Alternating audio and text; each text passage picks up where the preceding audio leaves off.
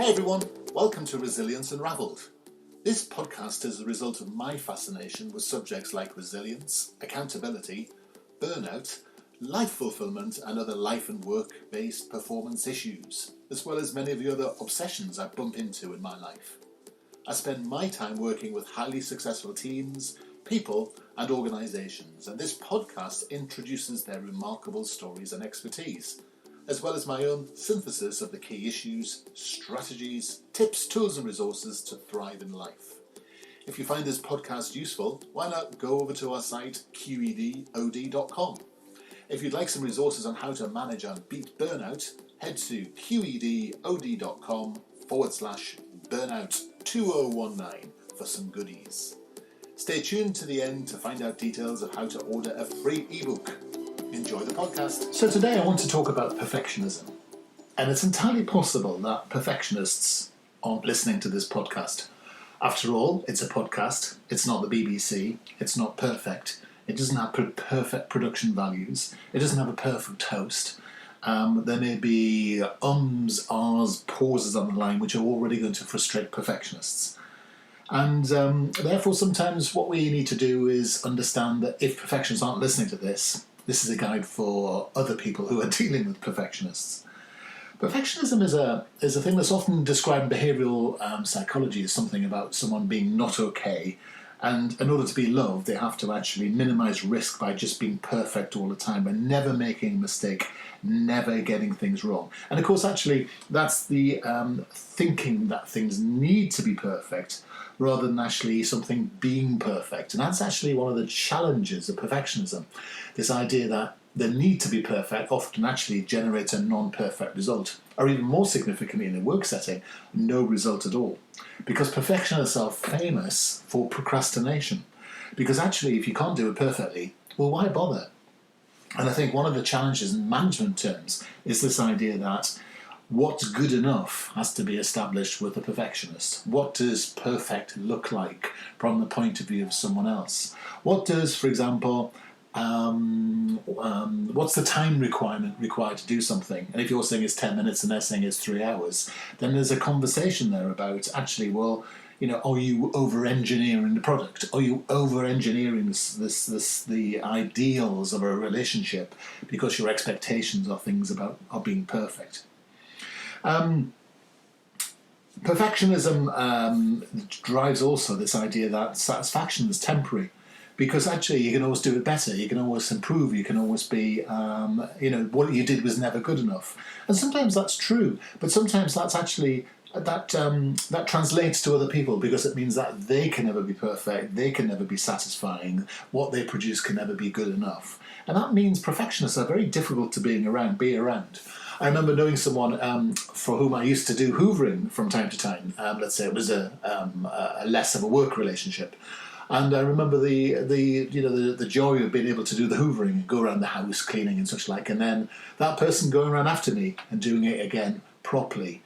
Because actually perfectionists look at what you've done and then say, well, actually they'll put it right. And if they're going to put it right themselves, boy, oh boy, oh boy, they're going to tell you that they did and how unworthy you are and how you've let them down and let yourself down. And so actually one of the challenges of perfectionism, whilst it's linked to improvement and such like and getting a good job done, which is in itself, it's great, perfectionism is that thing where people are just never satisfied. There's no sort of contextualization or benchmarking about what good looks like. And certainly in management and relationships, that clear conversation about what expectations are in terms of good is really important. If you have a partner one of whom is a perfectionist, you can have a life where one of you has real sort of laziness and can sit down and do nothing, but the other one's going to be pretty upset about that. And perfectionists will eventually turn against you and generally begin to become resentful. And mutual resentment can actually grow from that. And that can happen in teams at work as well. So one of the things that you've got to do as a perfectionist is recognise that people who you're talking to, people who have this sort of trait, often have low self-esteem. They're often very they're very self-critical. They're very unhappy. They can constantly put themselves down. They have an inner voice which is always telling them that whatever they've done is not good enough. And you can imagine it, can't you? It's pretty horrible. It's probably it's an appreciation of what a perfectionist is going through can be quite useful. And remembering that the reason a person is perfectionistic in the first place is the way they're parented. It's not. It's sort of.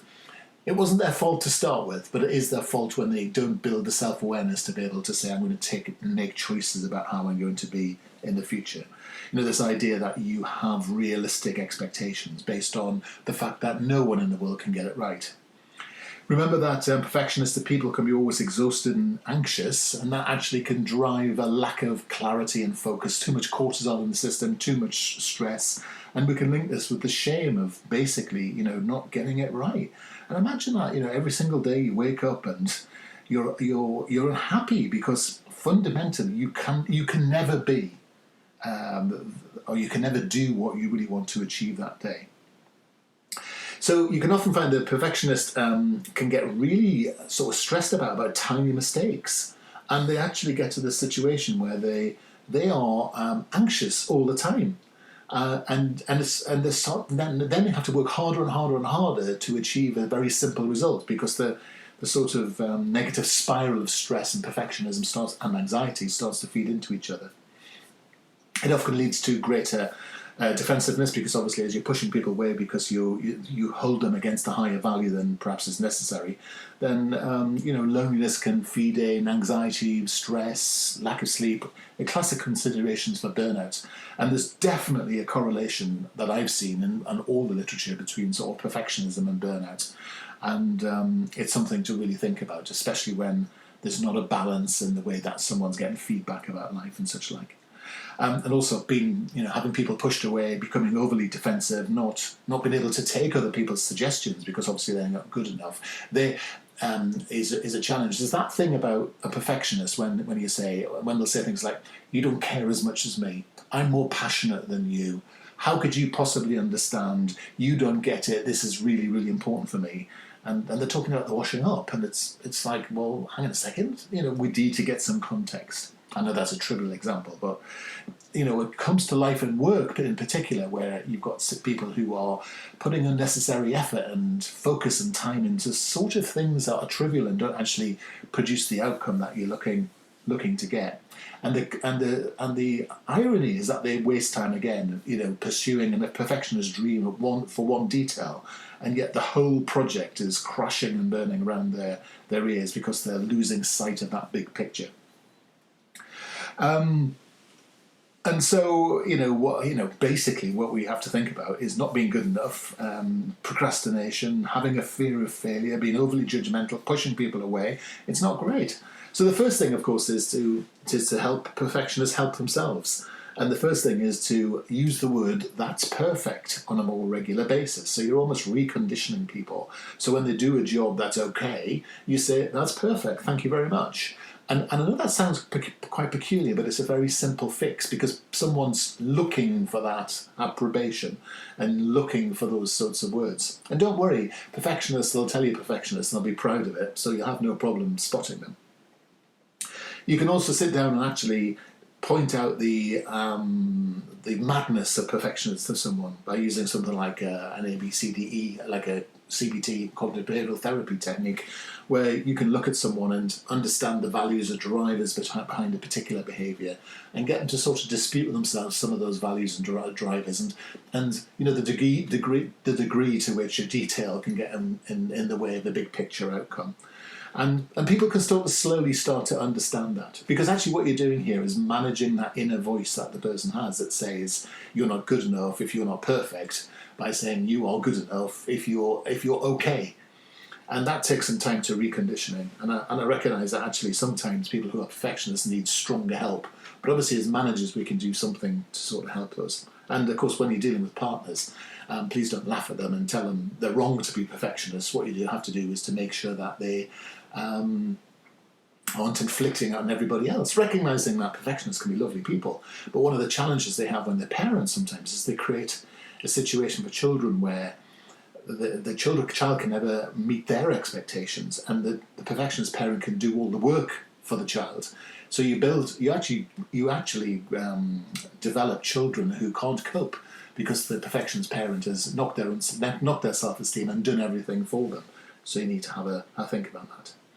One of the tips I particularly heard someone say once is get someone to accept that they are a recovering perfectionist.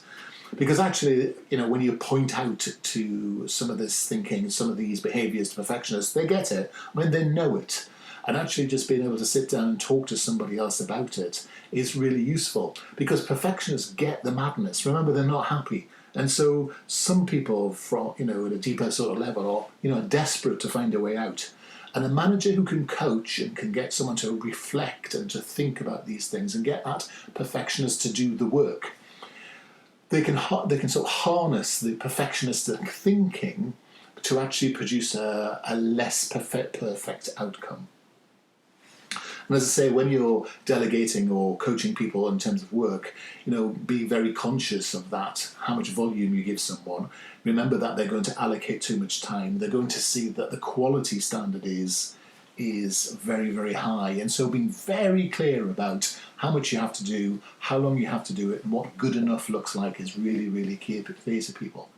And in some ways you have to sequence work for perfectionists very clearly so that they get into the rhythm of actually achieving small things quickly so they can add towards the larger goal. And sometimes you just need a bit of positive approbation, again, for those sorts of people.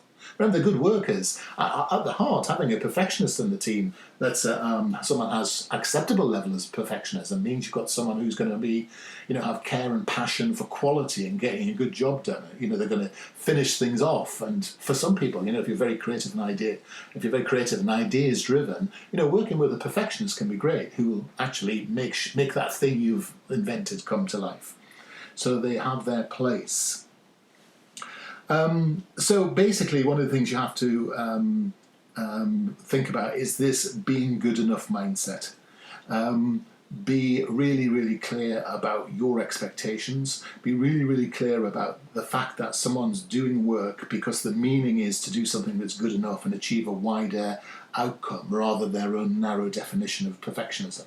Remember to say that actually the idea of perfectionism is that the entire team achieves rather than the rest of the team not achieving, but the perfectionist actually doing one small thing. It's about balance, it's about context, and it's about making sure that we are constantly looking for opportunities to give positive, reinforcing feedback to perfectionists. Without perfection, we wouldn't have got far, but with too many perfectionists, we wouldn't get anywhere. Hope that's useful. Take care.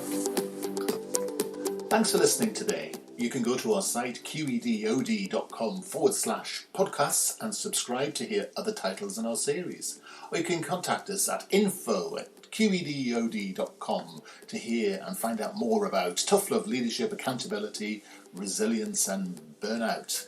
You can go to our site qedod.com/burnout2019 to hear and get access to a load of resources to help you manage and fight burnout.